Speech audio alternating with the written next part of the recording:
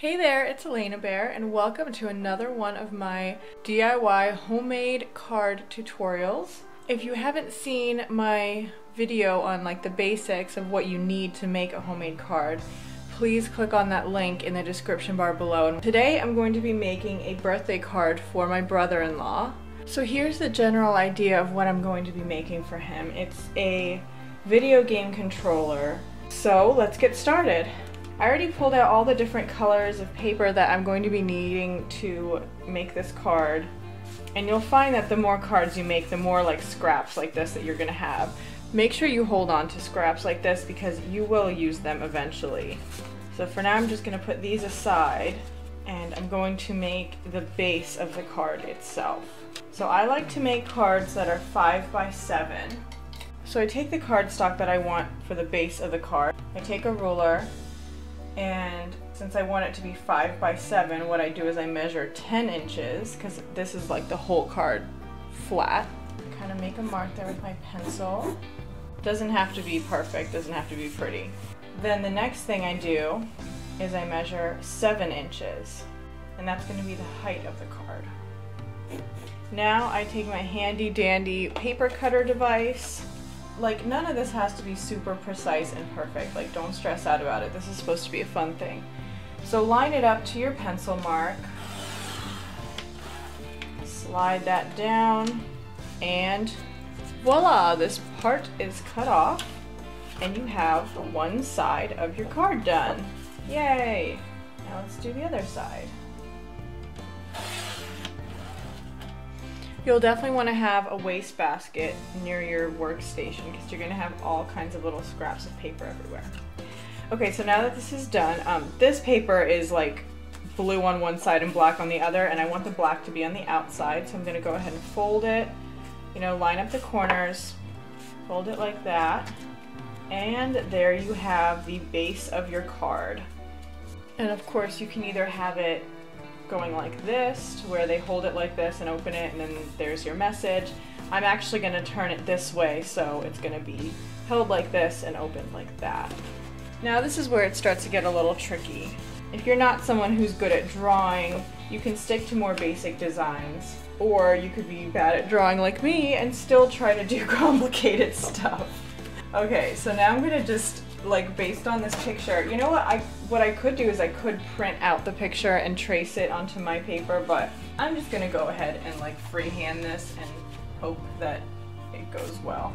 So you want to make sure that whatever you're gonna glue on here fits on the paper. So I'm just gonna have this here so I can kind of eyeball the size that this game controller needs to be. I think I'll even put a little pencil mark of okay, do not go outside these lines.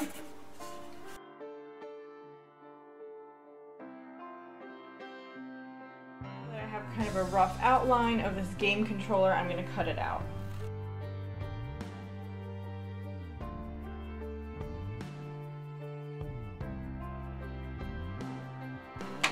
That's close enough, right?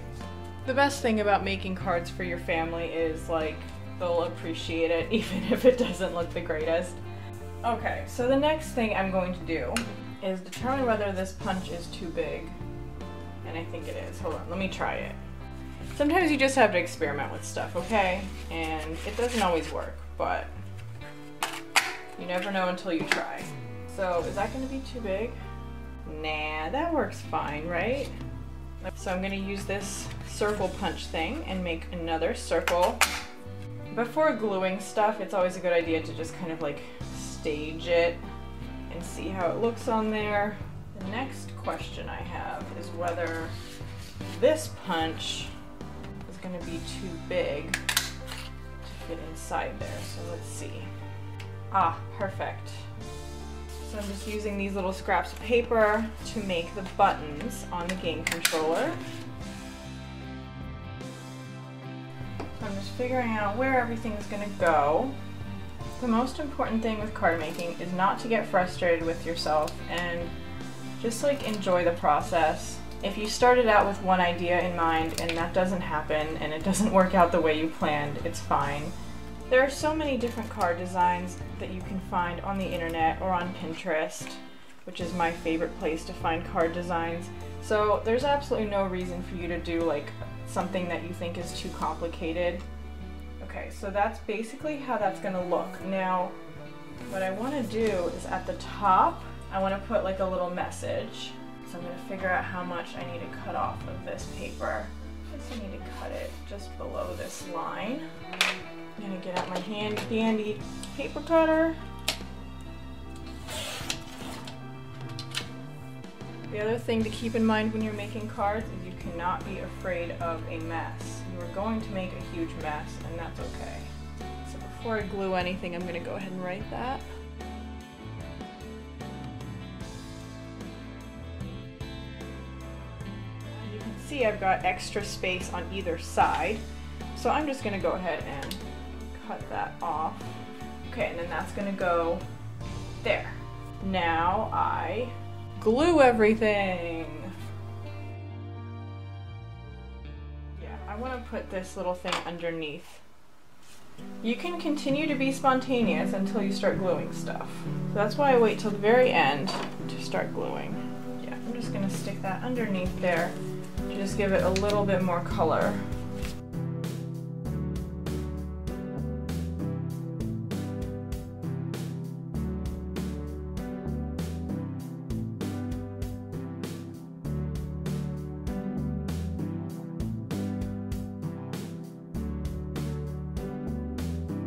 Like kind of a long, boring process, but what I usually do is I turn on music or I put on YouTube videos on my laptop because I have pictures on my laptop anyway with, you know, the idea that I want. So I put, you know, I open another tab and just have YouTube videos going, and that makes it a lot more fun and entertaining and goes by fast. So now the front of the card is done.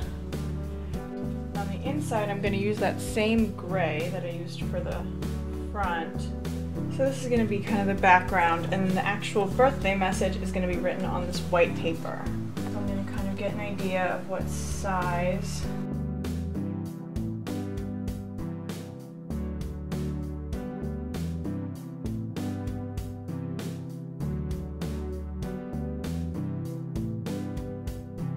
Now I love to use these different crazy scissors and make fun patterns with my paper so that it's not just a straight line.